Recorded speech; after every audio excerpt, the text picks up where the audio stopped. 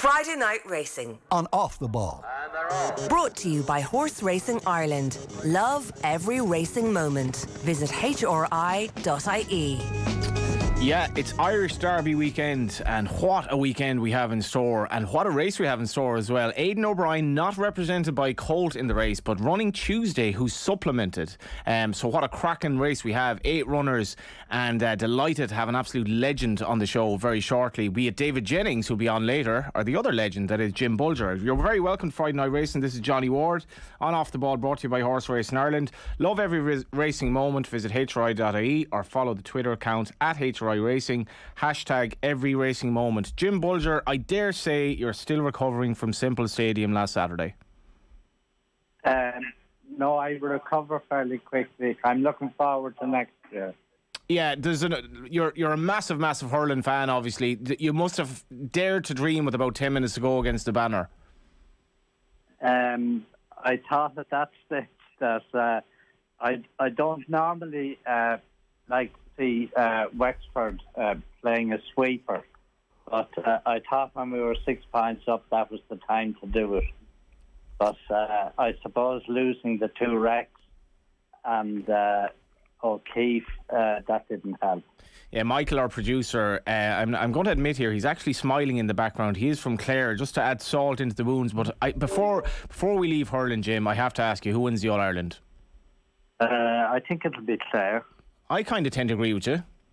Yeah, I hope it is anyway. Well, my first choice would be Kilkenny, but I think Clare will win it. Yeah, and what a fascinating game between the two we have in store. Jim, does it feel like 30 years since Sanjavit won the Irish Derby? I suppose sometimes it does. Others, no. Just tell us about that horse, because he was before my time and before, I suppose, many people listening in their time. Well, he was a world champion. I think he was rated 5 pounds above the best horse in America. So that's what he was, a world champion. And we were a little unlucky before Epsom. He got held up for a couple of days in training, and I think it cost him the race, because when he met Dr. Devious again, he beat him by 12 lengths, and he took 12 seconds off the track record. And that looks like standing forever. And now that they're talking about reducing it to 1.25 miles, I certainly think that if that unfortunate circumstance were ever to arrive, he'd certainly have it for the rest of our days. Well, okay, so what Jim refers to there, I'm actually going to just talk about this briefly. Jim refers to Alan Sweetman's article, which I thought was thought-provoking and the rest in the Racing Post this week, where the challenge for the Irish Derby in terms of attracting overseas runners like Royal Ascot did last week has become quite difficult, in that it's the guts of 20 years, I think, since an English-trained winner of the English Derby has come over, and those clashes where you brought over the likes of Dalacani and Monjou from France have become less and less, because maybe the French Derbies run over a different trip these days, and is also run quite close to the Derby. Jim, you're not a fan of the idea, obviously. No, but I think I know you haven't asked me for the reason why they're not coming. They're not coming because they know they can't beat our horses. If they thought they could win 500,000 plus, they'd be here. When Sanjavit won, I think we hadn't won it for about 10 years. And we got back into the swing then shortly after that and stopped coming. So Shergar came, you remember, I think it was 1982 or 3. But, if he was the best horse, excuse me, he was the best horse around at that time. And, they didn't mind coming, and they didn't mind the fact that it was 1.5 miles. So there's nothing wrong with the race. The only thing that's wrong is that some people are not as brave as they used to be, because the competition in Ireland got stronger. With all due respect as well to Epsom, I mean, if you have a horse, and I've made this point before, it was quite obvious how Coolmore and Ballydoyle were adamant that even during its redevelopment, when the place was basically a building site, that the Derby would still not go to Leopardstown because the Curragh was a fairer track. And you can't even compare Leopardstown and Epsom. So, Jim, like, if you want a true test for a horse, surely the Curragh is more of a test than Epsom. Well, it depends on what you're looking for. I mean, Epsom is unique.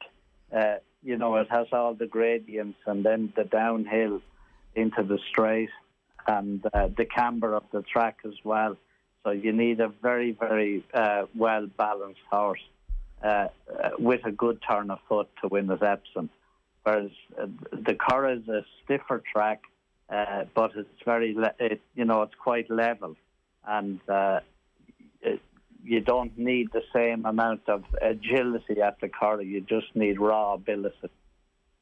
And if you go back to Saint-Gevit then, was it evident that he liked the Curragh more, or was there more to it than that in terms of the two derbies?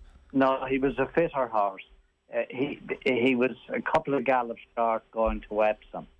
But I was younger in those days and I was more inclined to take chances. Well, I think one thing you won't be accused of, even at this age, is taking chances. Let's go back to him, though. So he's American bred. How does he end up in the yard of J.S. Bolger? I don't really know that myself, but when Mrs. Payson came to see me before she sent the horse, she had a look around the place, and she liked clean, smart places, and she said that was what convinced her to come here.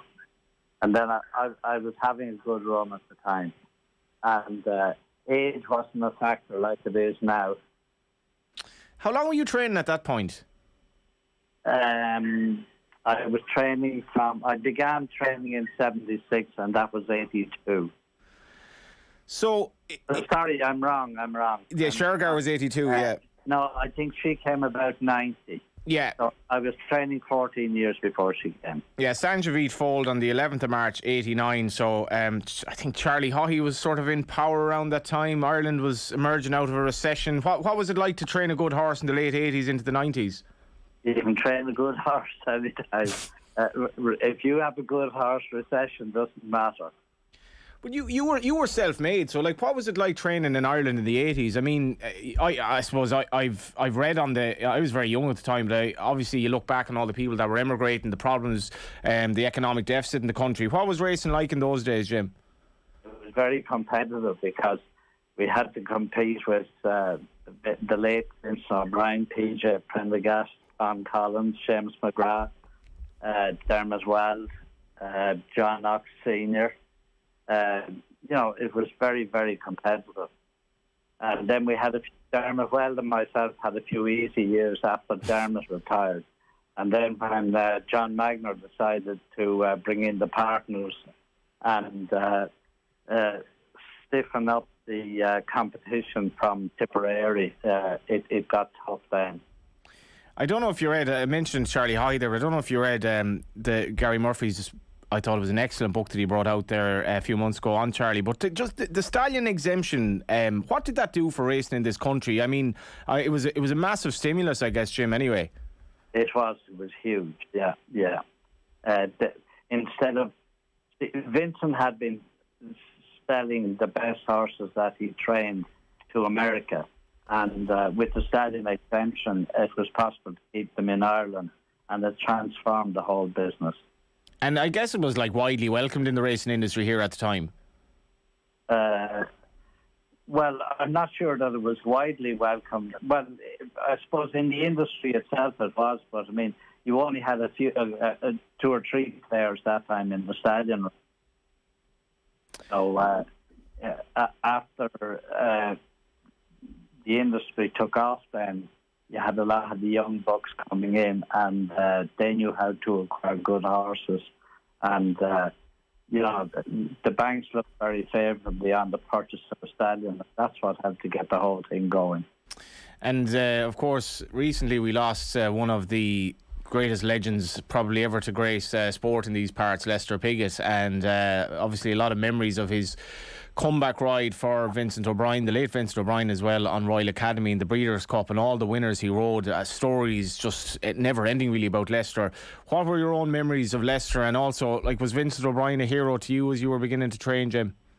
Have you got 2 hours? Yeah. Lester was a great friend. I was only training less than a year, and the yard was connected to our house in Clonsilla. And Jackie opened the kitchen door one day and she said, Lester's on the phone for you. And I thought that had to be a send-up. But in any case, my curiosity was piqued, so I had to go in to make sure. Anyway, he said, this is Lester Piggott. I couldn't believe it. And he was looking for a ride on one of my horses. So that was a big boost in itself. Anyway, I had to turn him down because I had a stable jockey at the time. And I'd like to think that I've always been loyal to my jockeys, but it was breaking my heart to turn Lester down. So after that, then, we became good friends. And the last time he tried to get on one was Sangiovese after he won the Irish Derby. His next race was the King George at Ascot. And, of course, I think he was even money favourite, or he was very short there.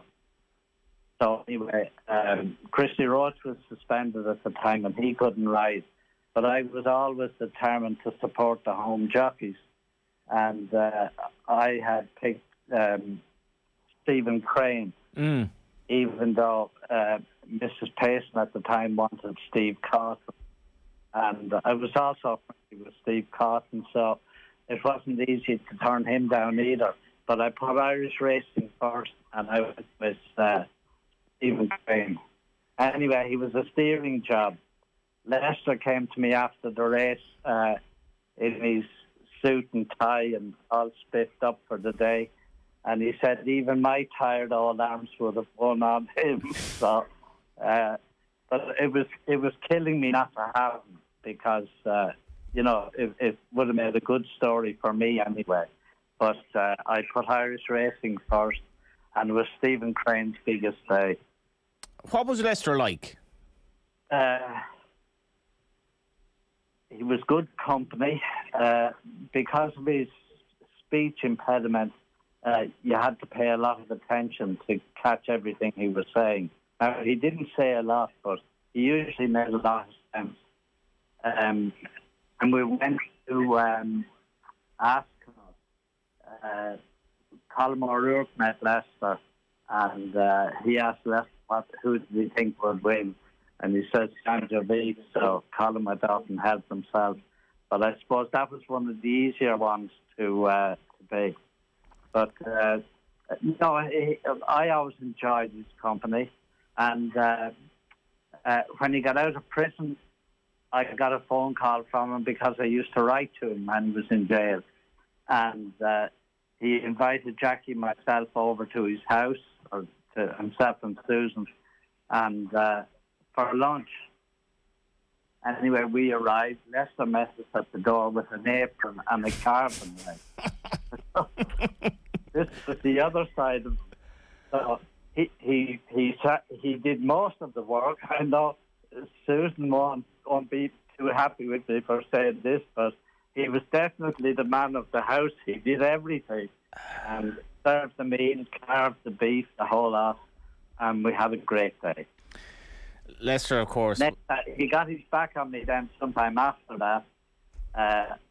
We went to Hong Kong with Alexander Goldrow, and we went out to the track early in the morning each day. And one of the days, anyway, after breakfast at the track, Lester came to me and he said, are you going back to your hotel? And I said, yeah, sure. He said, can I have a lift? I said, no problem. So anyway, I didn't know Hong Kong, but Lester knew it very well. And he took me all around the island and dropped him off at his hotel. And that meant passing my hotel, but I wasn't aware of that on the way around with Lester. But the reason he brought me all the way around was so that I'd pick up the tab. So that taxi driver was finished. So that was the first and the last time that he caught me for some money. Yeah, of course, at least when Lester was in prison, he didn't actually have to pay for any of his food. And the KJ Manning, your sable jockey, recalled after your other Irish Derby win, Trading Leather, that they had a party. I think they had a party in one of the nicer spots in Kildare afterwards. And the Hangman. The Hangmans, that's right. And so Murta is there, presumably Canan is there, Manning is there, and Lester comes in, more or less kind of gate crashes the party, asks where the wine is, and ends up trying to bum cigars off people, I believe. Well, that would be Lester, but if he didn't get a cigar, he'd have his own anyway. The last thing about Lester, Willie Carson, one day, Lester said, gives a Len a tenner, and Willie's like, oh, jeez. So he reluctantly gives him the tenner, and 2 weeks later, there's still no sign of the money being returned, and Willie's like, Lester, like, where's this tenner? I gave it to you 2 weeks ago, and Lester's like, why are you saying I haven't even spent it yet? So that was Lester. But what was he like as a rider, Jim? Sorry? What was he like as a rider? Was he the best? Oh, yes. And I predict he'd certainly be the best in my lifetime. And it was lovely for me to be born when I was born, because I saw Lester coming along, and I was there for his whole career. And then to get to know him later on was special. What would the dynamic have been between him and Vincent O'Brien? Because I don't think either was a man of many words, but like obviously two geniuses in their own right. Yes, I mean the relationship is well documented. I think the best one was when Lester squeezed one of the horses on the gallop, and Vincent was none too pleased, and he threw his cap on the ground and danced on it. So that was part of the relationship. But I think he got banned after that from Ballydoyle. But he still retained all the rides. And he was friendly with you despite you turning him down the ride in the King George, even though your old jockey wasn't available. Well, I think he respected the fact that I did turn him down. And he knew the reason. The first time was the stable jockey, and the second time was because I wanted to support Irish racing and an Irish jockey. And as much, like, I think he had his first Derby ride at 15, but like, my father went over to England like so many did in the, I guess it was the sort of late 50s, early 60s, and, you know, London and Birmingham and all those cities were full of Irish people. They absolutely love Lester Piggott, and it seemed to be this case here as well, Jim, that when Lester came over, people loved him. Sure, special, you know, and apart from him being the housewife's choice, I think he was everybody's choice. And so when you got Sangiovese, and we'll move on to your other Irish Derby winner, Trading Leather, shortly. When you got Sangiovese, like the first time you saw him work, or the first time, when did you actually take notice? Wow, this fella could be something. We were coming back from Longchamp. He ran in the 2-year-old Colts race there on Arc Day, and he finished third or fourth. I can't remember which it was. And as far as I can remember, the race was won by Irish River, and he was the champion being 2-year-old. And Christy said to me, "Oh, I'm wrong. It wasn't Irish River. I have to think of the name of the horse now." He was the 2-year-old. He was the best 2-year-old I ever saw. He won the Breeders' Cup afterwards. And he was by Blush Groom, but I can't recall his name. That's what happens when you get to my age, John. You're not doing too badly. No. But anyway, Christy said to me, he said, that's the last time that fella will finish in front of him. But that was good enough for me. We knew then that we had a real one. Now, Trading Leather, obviously, I had to actually ask Kevin and be reminded that he came to a sad end in his final race. He suffered a fatal injury in Tokyo in Japan, and you know, such is race and such is life, that you do mix the good with the bad. But when he did win the Irish Derby, I remember quite well talking to David Watchman, who saddled the runner-up Galileo Rock afterwards. David doesn't train anymore, but David's a very quiet man, but I remember him telling me afterwards, for a moment I dared to dream there, because he thought Galileo Rock was going to beat Trading Leather. It was probably, how would that day go down in your highlights, Jim? Because it was so long since you'd won it with Sangiovese in 2013. Well, that would be one of the big days. Just to go back to the 2-year-old, it was a Razzie. Yeah, whose performance... Moving on to answer your question, Asher, it was huge. I had the dam in training for the late Mal Mactoom, and I liked her a lot, and I always felt that she'd make a nice broodmare. But anyway, when his stock was being dispersed, I bought her back. And I sent to Galileo, and that's what I got. Yeah, I was actually going to say Arazi, but I wasn't really sure what time Arazi was around, because if you'll often hear Arazi be referenced, he looked like Arazi coming into the straight because of Arazi's turn of foot. But so Trading Leather was Jim's last winner of the Irish Derby. This brings us on to tomorrow's renewal, and interestingly, again, talking to KJ Manning, he said, I'll probably be riding Boundless Ocean in the Derby. I was minded that I'd actually backed him at Leopardstown in a complete mess of a race the last day. And this horse is 66-1. He's by Teofilo out of a new approach mare. He couldn't be more Jim Bolger bred, really, if he wanted to be. And the more I look at it, Jim, I think this horse might have a little bit of a chance.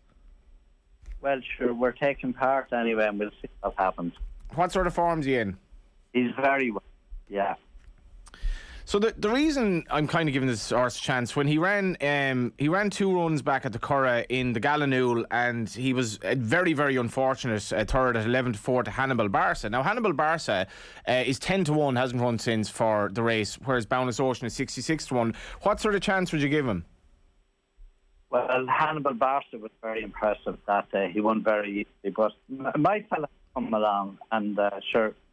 If he's able to take part in the last furlong, I'd be happy.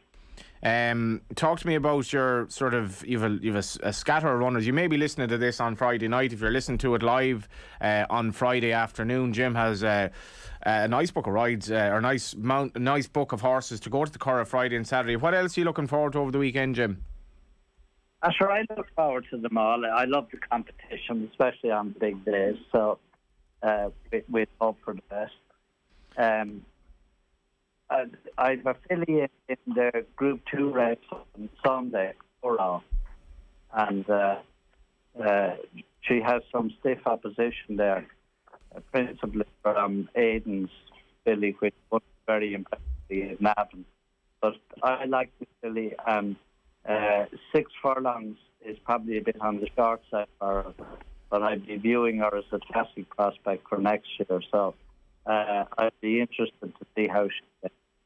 Yeah, that's Jim's horse, Cora, in the 210 at the Curragh Sunday. And obviously it's worth noting that her Naas Conqueror last time was Meditate, who only bolted up Royal Ascot, and is my idea actually maybe of the Guineas winner next year. But Jim, she's another horse that you bred yourself out of Gold Mirage by Vocalise. Yes, Gold Mirage is another Galileo mare. So, I picked those up in the early days when nobody wanted to know about Galileo, but I took a chance. Yeah, that story, which is always worth retelling, is that, and it's actually staggering. Galileo passed away last year, one of the greatest legacies ever in racing by man or human or horse or whatever. And Galileo, who'd won the Derby and was around at a time, winning the Irish Derby as well, I think in 2001, he was around at a golden era for racing. And Jim, he wasn't popular in his third year at stud. Was it you basically banked on him? Well, he stood first at 50,000, and I know 50,000, not a much, but in terms of Epsom Derby with standing at stud, it wasn't a huge amount, and there weren't any for him. I assume that year, but the following year or 2 years later, it was down to 37,000, and I thought that it was a no-brainer. So I took a bigger chance, and I had some great luck with them. Yeah, the two of the horses I mentioned there, Teofilo and New Approach. Jim, it's been a pleasure to have you on. Looking forward to seeing you at the Curragh tomorrow, and hopefully we'll have a good chat about Leicester and what's to come as well, hopefully, for next year. I think the line is slightly breaking up there, but I think you can get the gist of what Jim is saying there. He wants me to buy him, being a teetotal, maybe a cup of tea or a cup of coffee. Thanks, Jim. Right, Johnny. Take care. Bye now.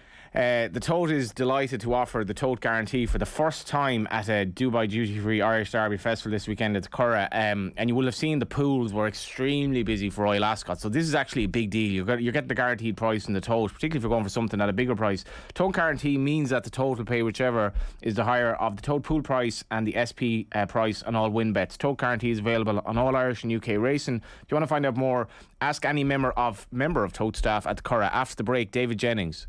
Friday Night Racing on Off the Ball. Brought to you by Horse Racing Ireland. Love every racing moment. Visit HRI.ie. And you're welcome back. David Jennings, Irish Racing Post Deputy Editor, is on the line. How are you, Jenno? I'm very good, Johnny. How are you? I actually didn't know, I wasn't listening there, I was in my own world. I didn't know you were on the line, but I was minded there as Jim Bolger was telling me about taking the tab for Leicester. You were on a date one time. I remember you telling me this before you met your lovely wife. You were on a where is this going? You were on a date one time, and it was kind of a blind date, and you were sensing, I'm not sure this is going to work out. But it was insult as well as agony when the date she didn't go for the set menu, but she went for the a la carte. Yeah, it was a nightmare altogether. I knew straight away, I said, this is not happening.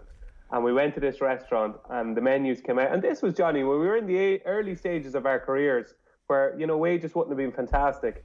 And I remember it was a Tuesday night and she ordered fillet steak. She got about 3 sides and she got a starter, she got a dessert, and she even got coffee afterwards. And I just said, oh God, I'm going to have to pay for this. I'm going to have to pay for it. And it was like 190 quid or something. And I was like, this is the worst 190 quid I have ever spent in my life. Never saw her since. And 10 years later, that girl, Aoife, is now married to David Jennings. And obviously it wasn't Aoife. But things worked out quite well for Jenno. And hopefully it did for that lady as well, who enjoyed the fillet steak, Jenno's company, and the tab being paid. How are you, Jenno? Good, yeah. She told the opposite story on Today FM this morning. Yeah, we'll have to listen back. We had Jim Bolger on there talking about the race tomorrow. I want to just chat to you briefly. Firstly, we have a bit of time here actually. Let's talk about Royal Ascot first. So your colleague Chris Cook, many people know from the Race Post. Not as many people know that he's actually a son of the late great Robin Cook, and a really nice guy from Scotland. The guy I really respect in the media. He essentially had a piece saying that Royal Ascot was better cracked than Cheltenham. Discuss. Yeah, I was actually sitting beside Chris all week, and maybe he rubbed off me one too many times because I thought it was nonsense, to be honest with you. I can see his point. Look, he made the point in the piece, and it was a very well-written column, and he said that, it's more competitive, there's a bigger spread of winners, the big races are not going into all the same hands like they are starting to do at Cheltenham with the likes of obviously Willie Mullins and Gordon Elliott. But as regards enjoyment and as a spectacle and just how it kind of shapes the whole season, for me, nothing compares to Cheltenham. And that's not because I favour jumps over flat or anything like that. I think with Cheltenham, you're building up to a crescendo where all season you're watching horses, and maybe this is part of the problem as well. You're watching horses and you're wondering, God, if that horse wins the Royal Bond at Fairyhouse, he's got a massive chance in the Supreme. Whereas on the flat with Royal Ascot, you've got a lot of horses that you don't know that well. And, a lot of them might be having their second or third starts, or in the case of the Cheshire winner, their very first starts. So you don't really have an affection with the horses or know that much about them. Whereas with Cheltenham, even though it has kind of changed a little bit and the competitiveness has changed since it went to 4 days, and a lot more short prices over the 4 days at Cheltenham, for me, Royal Ascot was terrific, and I really, really did enjoy it, every minute of it, and the weather was fantastic. And as a week as a whole, it couldn't really have went much better because you even got the drama with Frankie and John Gosden and Stradivarius in the Gold Cup. You've got a good spread of Irish winners. It was a good week for Aidan O'Brien, and it was a really enjoyable week. But more fun and better than Cheltenham? Not for me, Johnny. That's very honest. So, the case for Royal Ascot is that you have horses from Japan, you have horses from Australia, you have horses from the US, you have horses from France, you have a load of horses from Ireland. Essentially, Cheltenham is now Ireland versus Britain as opposed to Britain versus Ireland. The French don't really tend to come over anymore. German jumps racing isn't really happening. So you also have, I think a lot of races were badly diluted this year. 4-runner novice chases. I know we had 5-runner races at Royal Ascot. It didn't feel though at Royal Ascot like any race was sort of just making up the numbers, which Cheltenham to me is sort of edging towards, but we'll get that to another day. But Geno, as you mentioned, was at Royal Ascot. Hashtag Frankie watch Geno. Frankie Dettori had an absolute horror show of a week. I spoke to Rishi Persad on Monday in London before I randomly bumped into Sam Whaley-Cohen on the tube. That's for another story. But Rishi Prasad is like, yeah, the talk is that Gosden and Frankie, it's going a bit Pete Tong and it might be over. Turns out he was more or less right. Did you kind of envisage this was happening throughout the week? I mean, it was a bad week for Frankie. We'd Stradivarius, we'd other rides, struggling to get the hood off a horse, Lord North, and so on and so forth. What was it like watching him up close if you did? Yeah, I think as the week went on, we started to realise there was more to it than meets the eye. This just wasn't, a spur of the moment John Gosden calling out a Frankie Dettori ride on Stradivarius in the Gold Cup. I was, I suppose, in the middle of it, and you're kind of trying to gauge the body language, and it was funny because straight after the race, John Gosden went straight over to the big screen as Stradivarius and the winner were coming back in. He went over to the big screen to watch the race again, and he scrutinised the race on the big screen before he spoke to the media. So he had, it wasn't just, the race is over and then bang, John Gosden gave his synopsis of the race. He had time to consider what he had seen and how Frankie played the part in Stradivarius' defeat. And I thought the most interesting thing of all, from my point of view, was Frankie Dettori jumped off the horse. He spoke to John Gosden for 30 seconds to a minute, perhaps. There was a later conversation between the two in the weighing room, which Lee Motter said, I thought, portrayed beautifully in our paper on the Thursday, or on the Friday, sorry. But when Frankie spoke to us after that initial conversation with John Gosden, he didn't think he did anything wrong in Stradivarius at all. He said, I would say in his head, it looked far worse on television than it did actually riding in the race. He was stopped in his run maybe twice, and he had to pull to the outside. But I don't think Frankie thought that he lost an awful lot of momentum.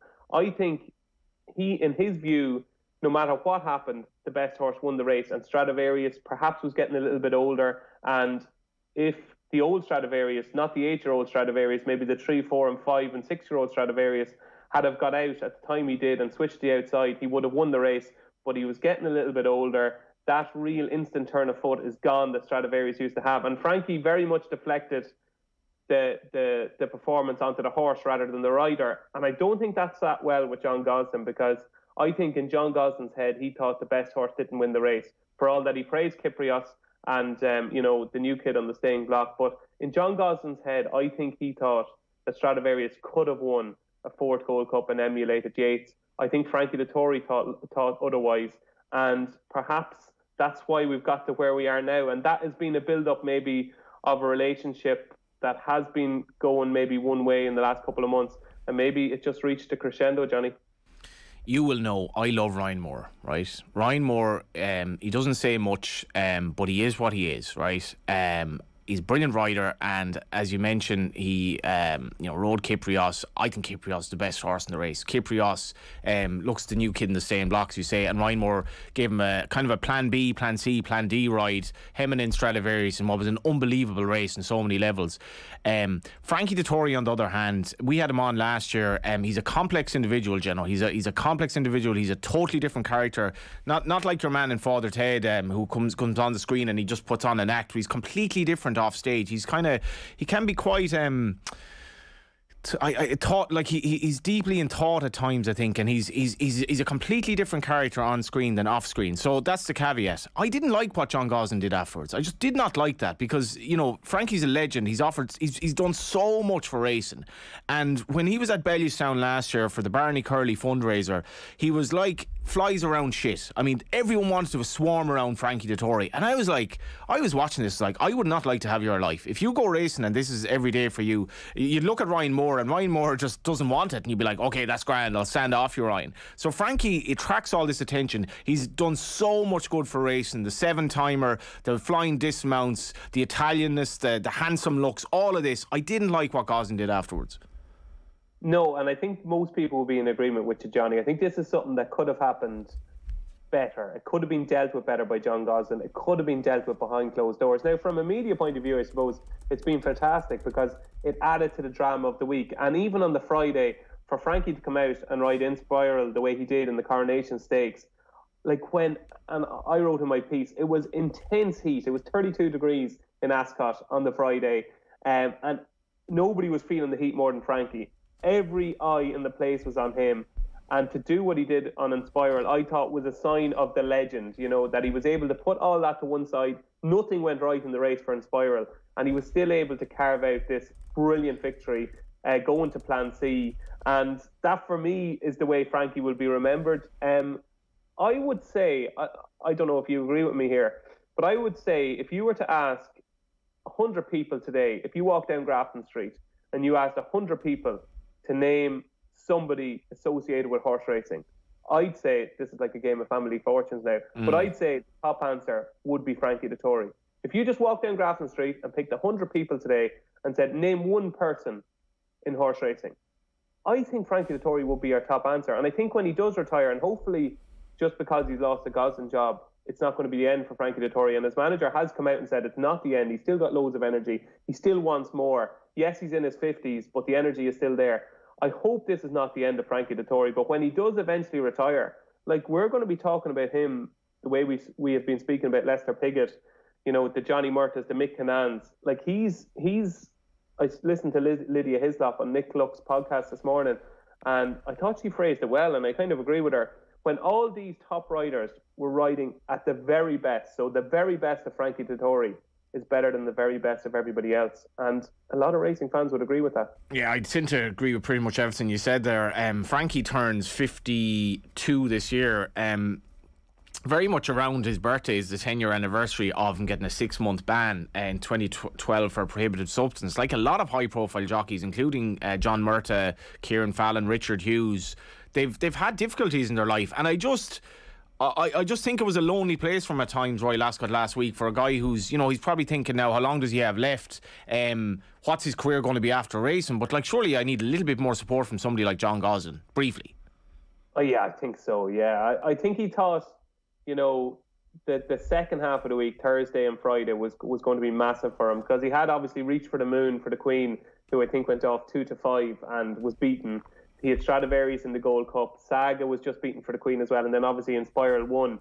Like, I think he thought last week was going to be another vintage Frankie Dettori week at Royal Ascot. And what happened was something completely different that was, you know, that was made even bigger by John Gosling's quotes. It's going to be interesting to see what plays out today. They're obviously having a meeting, I think, later on today, John Gosling and Frankie Dettori. It seems like the relationship is over. And what happens next for Frankie Dettori is going to be very, very interesting, because there might be one last hurrah for Frankie over the next couple of years. And where that route takes him, God only knows. Where does the Irish Derby go? So your boss, Richie Forrestal, who was on last week in a Racing Post takeover of Off the Ball, he's probably swimming like 10 kilometres today or something. The man has turned into a beast. He's in France on holidays, would you believe? He's in France on holidays. He's turned into a beast in the ocean, right? But Alan Sweetman, I believe, is covering one or two of his columns. Alan Sweetman, I spoke to him yesterday, actually, and he spoke about this column: reduce the Irish Derby to 1 mile and 2. So briefly, what's your thought on this? Because I spoke to Brendan Duke on the On The Wire podcast about this as well, and Dukey has this really interesting notion that this could be part of a Triple Crown to save the old Triple Crown, which is now essentially anomalous and anachronistic in the going to the Ledger, which doesn't really happen anymore. You don't want a horse to win the Ledger trip because it's 1 mile and 6. It implies that you're slow in terms of your stallion career. Completely different over 1 mile and 2. So if you change the Irish Derby to 1 mile and 2, you could run in the Guineas, the Epsom Derby, and then the Irish Derby, which is a revised trip, but the Irish Derby itself actually starts as a 1 mile and 6 race. Give me your thoughts on Alan's article. I liked it. I like the idea. I think a lot of things need to change for it to work, and obviously the Coral Eclipse is going to be a big headache if it is to work. Just being so close to the Derby, a 1 and 2 mile race where usually it's the 3-year-olds taking on the older generation. It's the first time for them really to clash is in the Eclipse at Sandown. So that has to be obviously considered, and the European pattern is going to have to change a lot if this is to work. The idea behind it I do like. I thought it was interesting, one of Alan's points in the build up to the race. He said we're getting excited about an Oaks winner in Tuesday taking on a Derby third in Westover.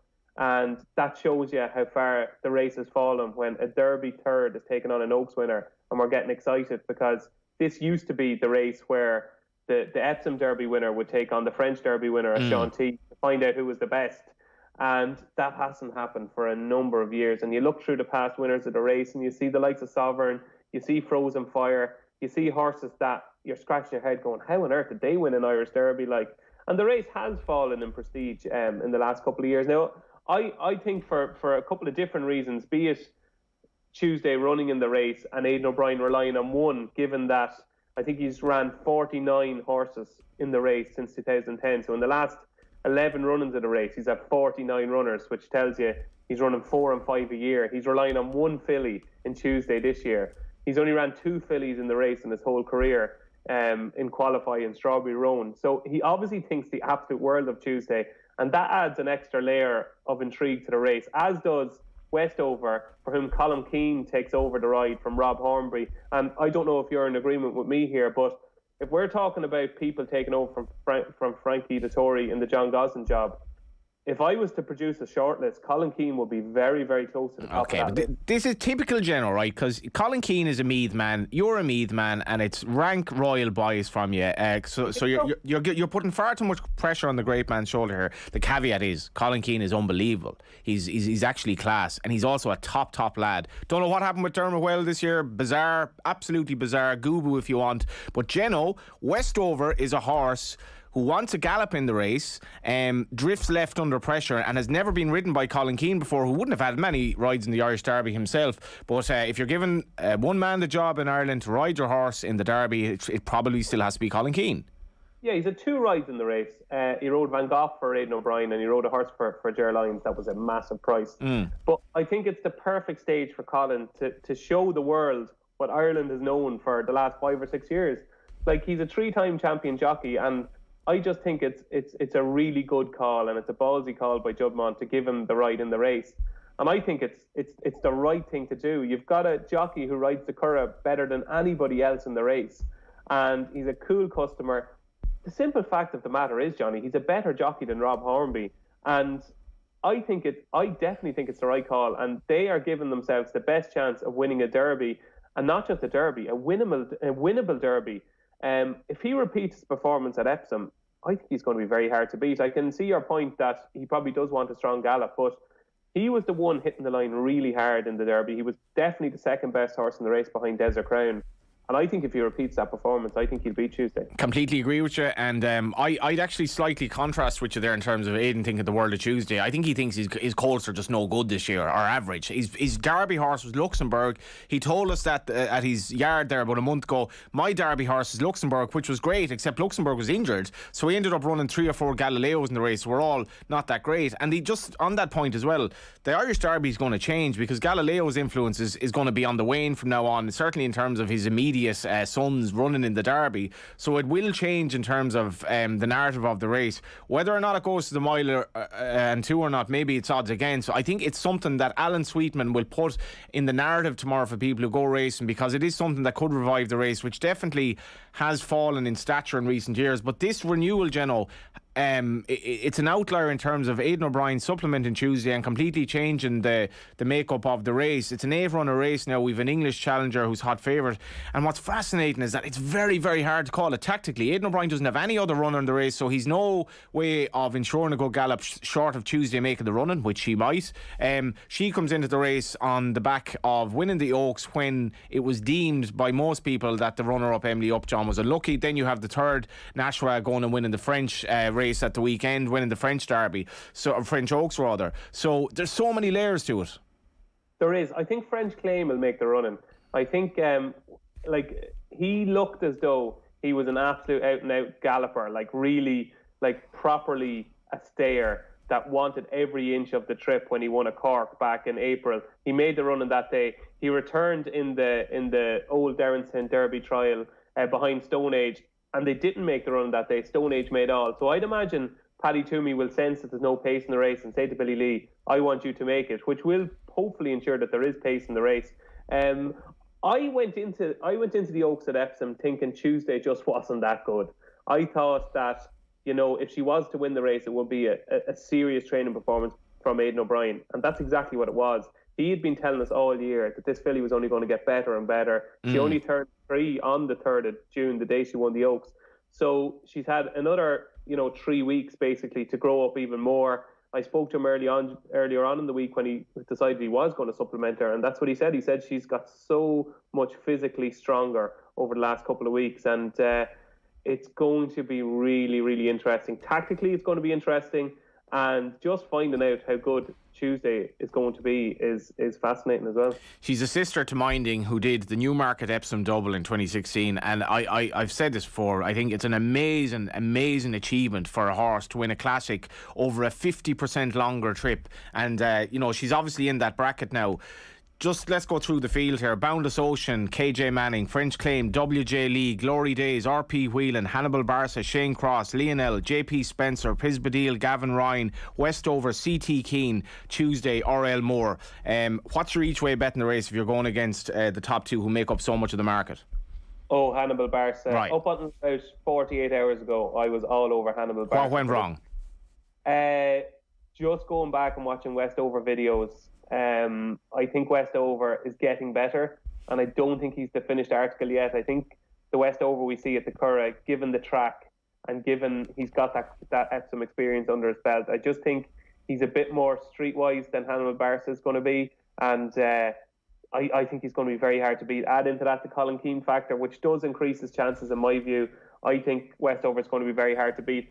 With Hannibal Barca, the way he travelled through the Gallen-Newell was really striking. He travelled through the race really powerfully, like a very good horse. And the way Joseph has campaigned him suggests to me that he's a very good horse. Go back to the old Racing Post Trophy, as it was called. It's now the Virgin Futurity that Luxembourg won last year at Doncaster. Hannibal Barca ran a really eye-catching race. He was bum coming out of the stalls. He was held up in last. And I just loved the way he moved kind of from the 5-pole to the 2-pole. And then he stayed on again as the line approached, suggesting he would want further than a mile. He's now in the hands of the young master in Joseph O'Brien, and I can see him running a really, really big race. I wouldn't be surprised if he finished in the first 2, but I think it's going to be very hard for him to beat Westover. Give us your 1, 2, 3. My 1, 2, 3 would be 1 Westover, 2 Hannibal Barca, and 3 Tuesday. And I just had to look this up earlier on. You mentioned Joseph O'Brien and essentially the young master, as you call it. I think he's 29. Actually, his first Royal Ascot winner in the sense of state of rest, which I was amazed at, DJ. But just the stats for Irish Flats Turf and All Weather this year. Aidan O'Brien has trained 40 winners. Dermot Weld has trained 7 winners. Joseph O'Brien has trained 48 winners. So he's 8 more than his dad. He's second in terms of total earnings this year. The man is 29, DJ. An unbelievable talent and an incredible target trainer. Like, I go back to early doors when the Galway Plate a couple of years ago. That plan was executed incredibly well because early doors didn't jump particularly well in the Galway Plate, but he had him absolutely peaking on that day. That had obviously been the plan for at least a year, and he's able to do this. Like Melbourne Cups, Cox Plates, like if State of Rest had won the Tattersall's Gold Cup, which, watching back the replay of the race, you kind of say, it was probably one that got away on State of Rest. If he'd have won that day, it would have been 5 Group 1s in a row at Ascot in 5 different countries. And like, that's phenomenal stuff, really. With a horse like this time last year was beaten in a listed race, and to go to that level so quickly and to spot that, like, I know Kevin Blake is a sidekick, and to have a race planner like that by your side is obviously a big help. But to be targeting these races and not afraid to go anywhere, no matter where it is, with these horses. Like, he went to the Melbourne Cup with horses, when obviously there was COVID and there was different things around, Joseph wasn't afraid to send them. And I think that adventurous side to him has definitely helped him get to where he is at the moment. Well, he started bringing like 3-year-olds to the Melbourne Cup and winning it. It's a bit like Emmett Mullins winning, the national with the horse as a glorified novice, really. As I mentioned, his rider, Sam Willie Cohen, was just randomly on the tube across me in Hammersmith during the week, and I should have gone over and said, "Oh, Sam, my friend sold you the horse," and yada yada. But in the days of everyone being on their phone, I just thought it was actually the anti-social thing to do, which is one of my regrets. Sam, if you are listening one of the nicest people I have ever met in racing. I actually met him at Downpatrick. Me or Sam? Both. I met him at Downpatrick one day. He brought a crew from his dental practice over to Downpatrick for the day, and he was an absolute gentleman. My God, yeah. You should have went over and said hello, Johnny. You'll regret that. It was just mad. So then I met Gary O'Gorman, the Irish flat handicapper, in the airport. I was like, London may be absolutely massive, but you'd never know who you'd meet. Friday Night Racing is brought to you by Horse Racing Ireland. Love every racing moment. Visit HRI.ie/every racing moment. Jenno, just in terms of racing posts this weekend, what have we got tomorrow for if you bring your paper to the Curragh? Who's doing the tipping? What's the feature? And what is the value apart from the Derby on the Curragh card? Very interesting card. My esteemed colleague Justin O'Hanlon is on tipping duty in the Racing Post. He's actually having a terrific 2022 on the tipping front. So so watch out for Justin's tips and that. A couple of horses I like. I think Age of Kings is better than Blackbeard. They run in the Railway Stakes at 305. I think Murtagh's is better than both of them. Yeah, maybe, and you could be right. But Shartash, who's your fancy in the race, trained by Johnny Murtagh, he is a horse that beat Age of Kings at Naas, and I thought Shartash did everything right at Naas, and Age of Kings did most things wrong, and he was still only beating a nose. I think he might improve past him. I thought nothing went right under Frankie Dettori in the Coventry, and the fact that he was so well supported that day. My God, he went off 3-1. He was freely available at 7-1 in the morning of the race. They hammered him into 3-1 despite having Blackbeard in the race. Suggests to me they think there could be more improvement to come from Age of Kings. So I think he's a big player in that. I think that's at 305, the Railway Stakes. One other one that I like on the card that it could be a bit of a price because I don't think we've seen the best of him yet is the Acropolis, who ran in the French Derby and the French Guineas. I think he is a better horse than we've seen so far. He's likely to be a big enough price as well. I think he's around 10-1. He runs in the 235, the Dubai Duty Free Celebration Stakes. Both his runs in France, you can upgrade because he was drawn wide, nothing went right. I think he's a better horse than we've seen so far this season. And his return to action in Leopardstown earlier on in the season, he finished second at Dr. Zemp in the 2000 Guineas trial. I think he's a horse that since then things haven't gone right for him, but I think this is the perfect race for him. Around at 10-1, I think the Acropolis in the 235 could be a decent bet on the Saturday card. You may not have gone right for him since it certainly went right for you since that date where you took the tab. If you are local to the Curragh, a lot of people, maybe the Curragh's gone through a lot of a transformation recent years. They haven't been there since it was done up. Brian Kavanagh's at the helm now, and it's a big day for tomorrow. I'm going tomorrow, DJ. I have to say I'm really looking forward to it. I think the facilities are fantastic. Definitely there are challenges remaining in getting people going racing, I think, globally, and the Curragh is no different. But would you endorse what I'm saying there in terms of a day out tomorrow? Absolutely, yeah. The Curragh gets a lot of bad press, and rightly so in some ways. But the thing about it is, sometimes you read things about the Curragh and you say to yourself, "Is this the same place I've been in for the last couple of years?" It is a fabulous, fabulous race course that on good days has. On the good days, it is an extremely enjoyable experience. It is brand new. It is shiny. It is a fantastic facility. And yes, it does get bad press. And yes, there should be more people going to the Curragh. But it's Irish Derby Day. It's one of the big days of the year. They've got a terrific new manager, Brian Kavanagh. The Curragh is a really enjoyable place to go racing. So I really hope racegoers do go because you've got a you've got a fascinating Dubai Duty Free Irish Derby. So I hope people vote with their feet and come racing to the Curragh for all that The weather forecast isn't exactly playing ball, but fingers crossed the rain will stay away, Johnny. That will be grand. And just finally, Jenno, I was talking to our former boss, Jonathan Mullen, yesterday, calling me from some foreign climes, and I did mention to him that his beloved Mayo were 4-1 to beat Kerry on Sunday. I was like, how can Mayo be 4-1 to beat a team that isn't Dublin in Croke Park? It's like they're always very close. And typical of Johnny Mullen, he gave me 100 reasons why they've no chance, which to my mind means he actually quietly fancies them. You are the guru of Gaelic games in the Racing Post. What are you going to fancy? I don't fancy Mayo at all. I think their last couple of performances have been pathetic. And will you ever learn, Jenno? Well, maybe. And sure, as I've heard on the show time and time again from all your colleagues and off the ball, logic goes out the window when it comes to Mayo. But I would be very, very surprised if Kerry didn't win by 6 points or more. I'll be there for the game, Galway v Armagh beforehand. I think Jenno is going to tip up Galway because of their brilliant swashbuckling forwards, which Jenno loves. Of course, Jenno played briefly for Meath in a couple of challenge games as well, and had a great future behind him in the inter-county scene under Banty and so on and so forth. But now he got married, he's a second kid on the way, and after that date, everything worked out great for him. Jenno, can't wait to see you tomorrow. Looking forward to it, Johnny.